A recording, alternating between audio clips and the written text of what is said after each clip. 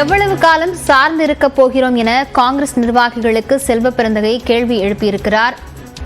நிர்வாகிகளுக்குடனான கூட்டம் நடைபெற்று வரக்கூடிய சூழலில் நாம் எந்த திசையில் செல்ல போகிறோம் என்றும் காங்கிரஸ் பொதுக்குழு கூட்டத்தில் அவர் கேள்வி எழுப்பியிருக்கிறார். விவரங்களுடன் செய்தியாளர் சுபாஷ் பிரபு இணைந்திருக்கிறார். சுபாஷ் பிரபு, அவர் என்ன பேசியிருக்கிறார் விரிவாக சொல்லலாம். எவ்வளவு நாள் சார்ந்திருப்பது, நாம் சுயமாக நிற்க வேண்டும். தமிழ்நாடு காங்கிரஸ் கட்சியினுடைய தலைவர் செல்வ பெருந்தகையின் பொதுக்குழு பேச்சுதான் இது. பல்வேறு காரணிகளை உள்ளடக்கி அவர் பேசி வந்தார். தற்போது இந்தியா கூட்டணி வலுவாக இருக்கிறது. 98 இடங்கள்ல வெற்றி பெற்றிருக்கிறோம், 9 இடங்கள்ல வெற்றி பெற்றிருக்கிறோம், 2 பேர் ஆதரவு தந்திருக்கிறாங்க. இருந்த போதிலும் நாம் சார்ந்து இருக்க வேண்டுமா, நமக்கு என்று ஒரு தனித்தன்மை இருக்கிறது, நமக்கு என்று ஒரு வரலாறு இருக்கிறது என்றெல்லாம் சுட்டிக்காட்டி கட்சி தொண்டர்களுக்கும் தலைவர்களுக்கும் ஒரு கேள்வி, ஒரு செய்தி என்று முன்வைக்கிறார்.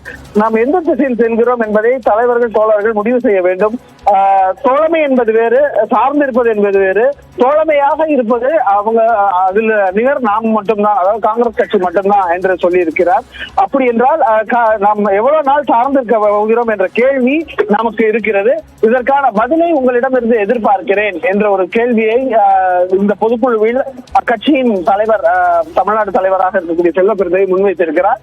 தொடர்ச்சியாக காங்கிரஸ் கட்சி கூட்டணியில் அங்கம் வகித்து, திமுக அதிமுக என்று பல்வேறு கூட்டணிகளை அங்கம் வகித்து, இந்த 2 கட்சிகளுடன் அங்கம் வகித்து தொடர்ச்சியாக செயல்பட்டு வருகிறது.